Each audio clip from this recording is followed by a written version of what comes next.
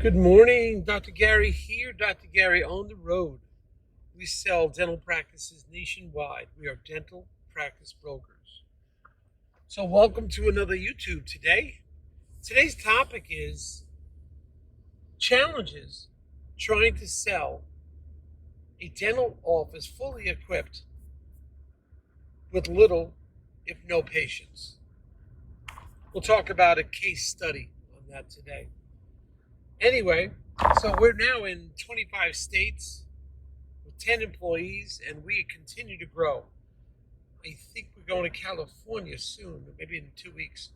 So we continue to grow, and we are available to you now 363 days a year.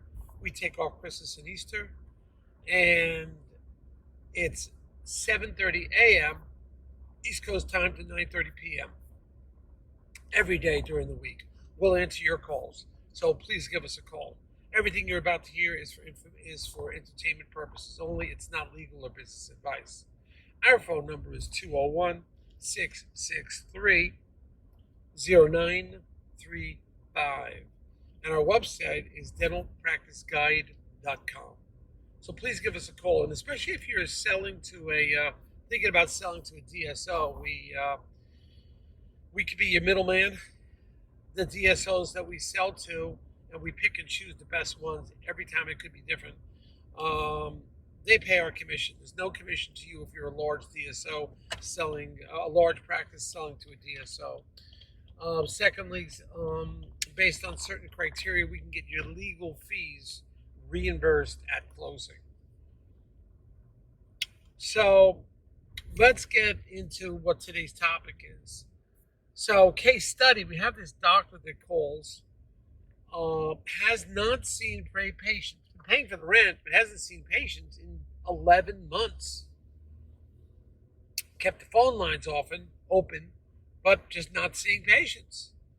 So the amount of income they had on their practice was very low. We're talking below $30,000 for the whole year. So essentially no income coming in. And they want a value of their practice. They say, well, look, the space is worth a lot of money. Somebody could just turn this thing around. And I've already proven that I did $500,000-$600,000 4, 5, 6 years ago. And your response is, everyone is going to look at the most recent year and put the highest value. And you did less than $30,000 in the most recent year. So this is what affects us. And they respond, what about the facility? Do you know how much it costs to build a facility? Now, we've gone over this topic several times, but we're just reviewing it again today with a specific case study. I said, yeah, but with your few patients, they can start from scratch somewhere else, because that's essentially what they're doing at their place of choosing. And the fact that they will have to build it out, and it will take a year or 6 months, and it will cost a lot of money. Costs have gone way up, labor's gone way up. And what do you have at the end? You have a big banknote and you have no patience, really. But you have a beautiful facility. Everybody comes by, brings you the plants and pictures and wishes you well, but you have no patience and you have a very big banknote. So it makes sense to buy an existing office, but it's just not happening like that, unfortunately.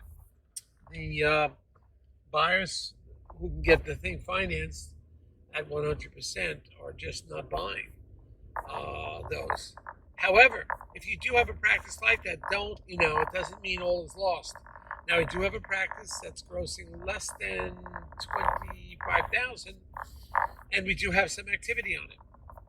We're asking, I think, $60,000 for it. It has one of the lowest rents I've ever seen, just a couple $100 for 2 operatories. But the fact is, there are some people that are interested.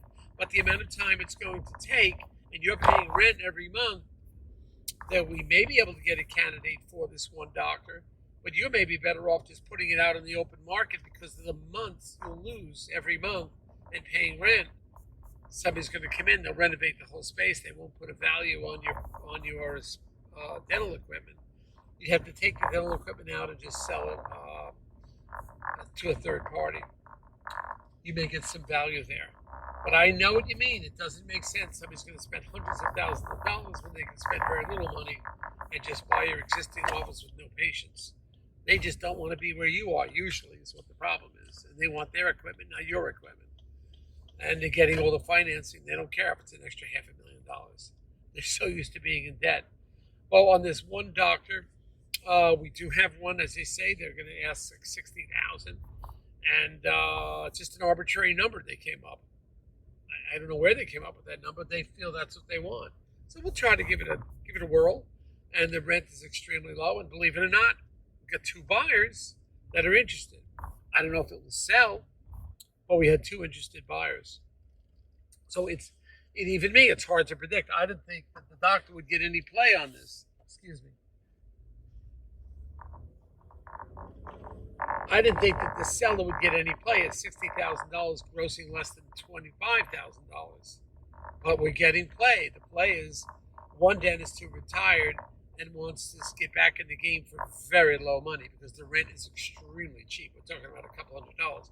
He says, I think I'll get back in the game. It's a very small investment to make. We'll see what happens. And another one is a doctor that does have a child and wants to spend a significant amount of home time with the child, but at the same time, like to get out a day or maybe 2 days a week with some very small practice with very, very little gross. And I guess they have a little following or something, patient-wise, and that's what they're going to do. So it's a hybrid because I'll never know what the value of that office is until somebody puts a bid in. That's it. We won't know the value until someone puts a bid in, and the bank will finance it. So the bank could do that as, so to speak, a startup, and that's where they'll get funding for a much larger project. For a small project, they'll do it. So anything goes. But in this case study, this one doctor that called, I don't know what to tell because that's going to be a tough one. It's in a professional building on the upper floor. We can start marketing and advertising it and see what happens. We generally don't do those really small ones, but we try to, out of common courtesy, try to help out.